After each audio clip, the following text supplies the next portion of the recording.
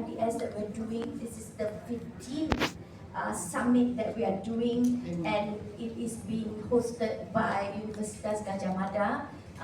Seperti dekannya iaitu Profesor Dodi telah bertungkus lumus untuk menjayakan summit ini. Tema tahun ini, the theme is Building Impactful Collaborations, Transforming Needs into Actions.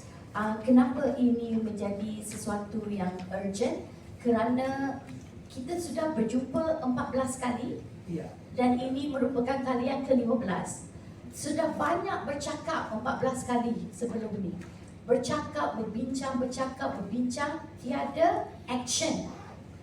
No action. Some action, I wouldn't say no action. I think there are some actions kerana this group, it started as to build friendship, and then it moved towards building collaboration, and within this organization now, we have an education work group, we have a research work group, and within this research work group, kita ada grant, kita ada bagi wang untuk pensyarah-pensyarah daripada mana-mana universiti yang termasuk dalam society kita ni, network kita ni, untuk menjalankan simposium bersama and all that. So walaupun kita dah buat benda tu semua, tetapi kita masih lagi tidak bertindak secara seluruhan. Kita tak ada sinergi, ya. Kita bertindak macam Universitas Gadjah Mada buat bertindak sendiri dengan bagus, Universiti Malaya bertindak sendiri dengan bagus. Tetapi sekiranya kita boleh dapat bertindak bersama, how strong are we, ya, in the ASEAN region? How strong are we? Kita selalu we seem to rely to the global north, negara-negara di utara. Kita tak nampak kekuatan kita sendiri. Kita kalau boleh kita nak cuba merubahkan itu. So kita nak make sure we have actions that is from the global south, from us, because we ourselves are actually very strong. So this is an important summit because for 14 years we've been talking and discussing. This year we're going to act, and we're going to act strongly, collaboratively as ASEAN and important thought leaders for ASEAN medical fraternity. Thank you. Thank you so much for giving. This language. Jadi kerjasama yang berdampak. Jadi kalau teman-teman media mengingat, sebenarnya sangat inline dengan kebijakan Kemendikbud yang sekarang. Kampus berdampak. Jadi ini kampus berdampak ini sebenarnya kalau di FKKMK dan di dunia pendidikan kedokteran sudah lama kita menjadi aspirasi kita, sehingga untuk tema kali ini pun kita juga impactful collaboration. Kita ingin melalui forum ini kita bisa menghasilkan kerjasama, kolaborasi yang berdampak, yang mentransformasi berbagai kebutuhan kita menjadi aksi-aksi nyata. Itu secara garis besar. Nah, untuk bisa mencapai ke sana, ada 4 topik yang kita bicarakan di plenary itu pada pagi hari ini sebelum kita masuk pada makan siang. Yang pertama kita mereview apa sih tantangan-tantangan terkini saat ini dalam dunia pendidikan kedokteran. Dan ini terkait dengan perkembangan misalnya teknologi AI, artificial intelligence, kemudian juga terkait dengan sustainability, ya, terkait dengan perubahan iklim dan seterusnya, seberapa jauh itu bisa diintegrasikan dalam pembelajaran di institusi pendidikan kedokteran. Itu yang pertama. Yang kedua adalah terkait dengan berbagai inovasi, artinya apa saja sih teknologi baru yang bisa kita inkorporasikan, yang bisa kita gunakan dalam konteks pembelajaran dalam kedokteran. Karena sekarang banyak teknologi yang bisa kita terapkan, inovasi apa saja, dan sekarang sedang berjalan. Yang ketiga terkait dengan riset. Jadi kalau dalam konteks fakultas kedokteran tidak bisa dipisahkan antara pendidikan dengan riset. Jadi kita juga di sini mencoba untuk membahas masa depan dari penelitian di bidang kedokteran, apa saja tren-tren yang nanti perlu kita cermati. Dan yang terakhir topik panel kita adalah berbagai upaya memfasilitasi student personal development. Jadi pengembangan dari peserta didik kita. Itu 4 topik yang kita bahas sampai lunch. Kemudian setelah lunch kita akan masuk pada sesi yang lebih action oriented, dalam arti dengan mencermati keempat topik tadi kita bagi menjadi kelompok, kemudian kita sepakati terkait beberapa topik tadi apa saja sih yang bisa kita kembangkan bersama-sama untuk beberapa tahun ke depan yang nanti akan bisa kita follow up supaya betul-betul berdampak terhadap pendidikan, penelitian maupun pelayanan kita. Kurang lebih seperti itu, Mas.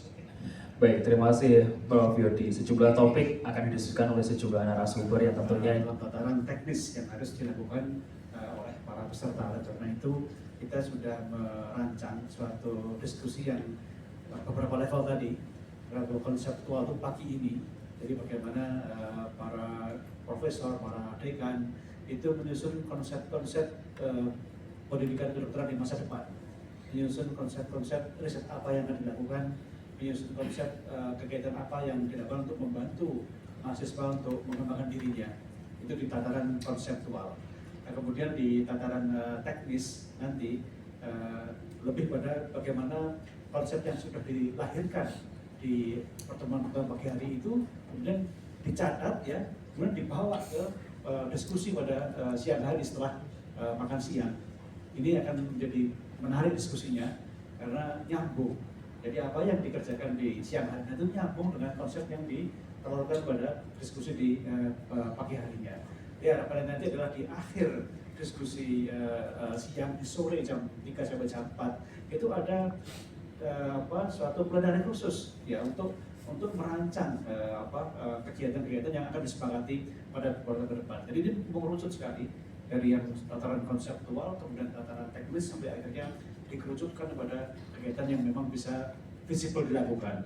Karena kita sadar bahwa banyak keterbatasan, ya apapun kita harus mengakui itu, sehingga dari sekian banyak konsep dan kemudian teknik yang sudah disetujui, mungkin harus dipilih lagi, ya mana yang tahun ini, mana yang tahun depan, mana yang tahun depannya seperti itu, sehingga nantinya AMDS tahun 2026, 2027 dan seterusnya itu sudah ada alurnya, ada flow konsep tentunya dengan mengambil dinamika yang dilakukan yang terjadi dalam dunia pendidikan kedokteran.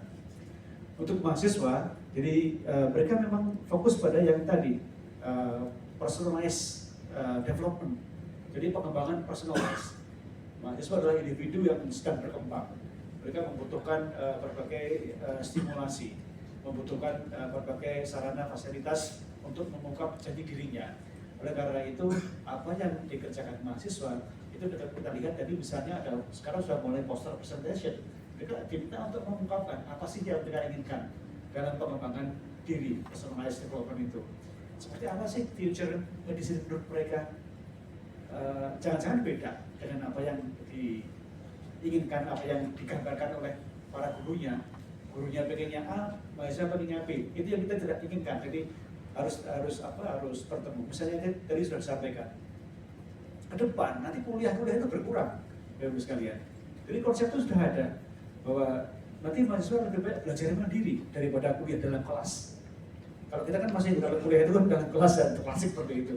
Itu akan dikurangi dan lebih banyak penugasan, lebih banyak pembelajaran itu di luar kelas. Yang kedua, kita paham juga bahwa penggunaan pasien itu juga semakin lama semakin terbatas. Oleh karena itu, penggunaan simulation, pasien bisa simulasi itu juga akan berkembang di kemudian hari. Tapi apakah kemudian mahasiswa itu konsepnya sama atau tidak? Itu kita akan melihat pada kegiatan akhir ini seperti apa. Dari bagaimana penyempatan konsep di antara para gurunya, para dosennya dan konsep yang ada di pemikiran dari semua. Mungkin itu Pak Zobi yang bisa kita kerjakan di hari ini. Baik, terima kasih Pak Hamim. Jadi Bapak Ibu teman-teman dari rekan media, jadi tidak industries and medical industry is not foreign to it. The thing about AI, dengan menggunakan AI kita dapat mengisi data-data yang kita ada sekarang, dan sebenarnya as AI becomes better and better because it's machine learning, it will be able to diagnose. It will be able to give you the best treat. It will able to, first of all, if you put in the data, I am how many years old, potentially, in future, it can diagnose, it can give you a plan of treatment that is best practice. Because the data is from all over the world, right? That is best practice. So, there is a potential that these AI can actually take over and become the doctors of the future. And you know what? It never sleeps, it never gets tired, and chances are it's not going to make mistakes. And even if it does make mistake, it will be a collective mistake because it's not. So it doesn't sleep, doesn't get tired. How do human doctors compare to this, right? How do we fight with this? The answer is we don't fight. Just like all the tools that we have had over the years, computer, internet, all these are things we use to make us better. Have you thought about when you call the bank and you have a machine asking you, pick number 1, pick number 2, pick number 3.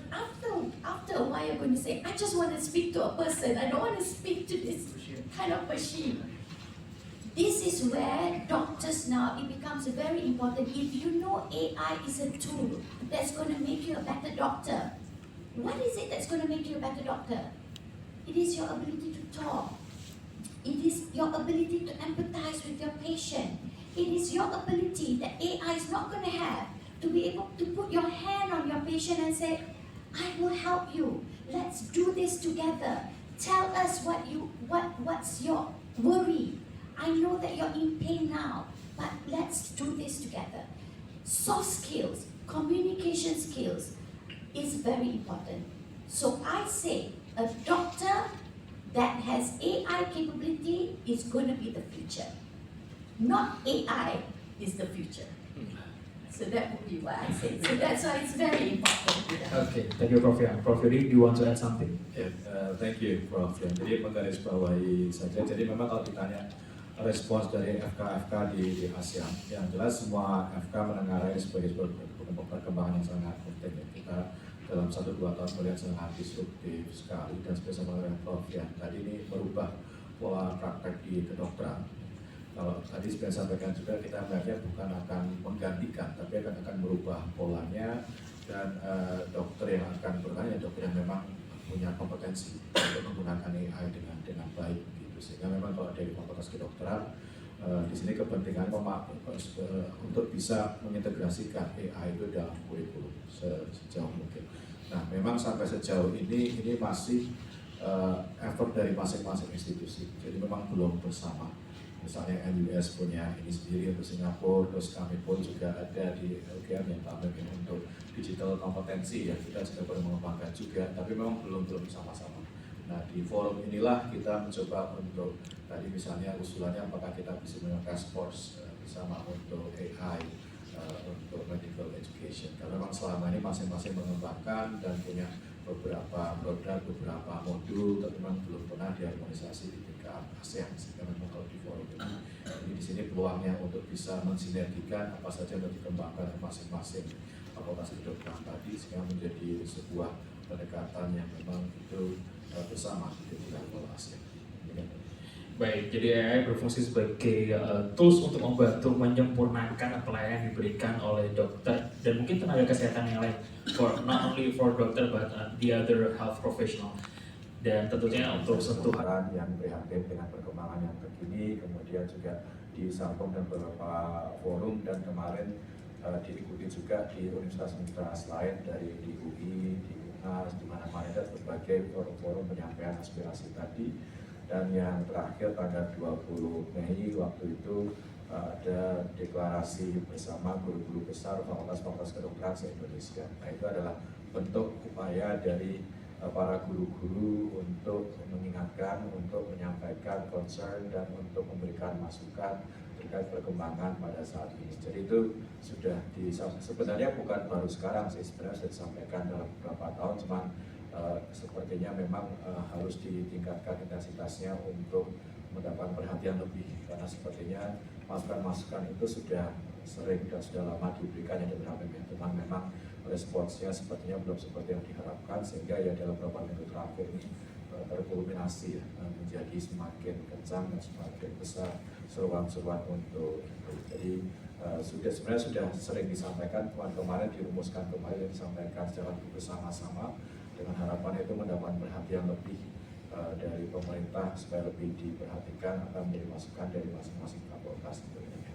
Dan kalau fakultas kedokteran, kalau di Indonesia kita tergabung ada wadah namanya Asosiasi Institusi Pendidikan Kedokteran Indonesia (AIKI), yang nanti kebetulan juga beberapa minggu lagi akan bertemu untuk musyawarah nasional di Padang, dan situ nanti juga pasti akan dirumuskan kembali penajaman-penajaman dan berbagai masukan yang sudah disampaikan sebelum-sebelumnya ini. Jadi sebenarnya sudah cukup banyak yang disampaikan, tinggal kembali untuk menyampaikannya dalam bentuk-bentuk untuk mengingatkan kembali supaya perhatian itu tidak hilang dari para pengambil kebijakan kita. Demikian. Oke, baik, terima kasih. Kami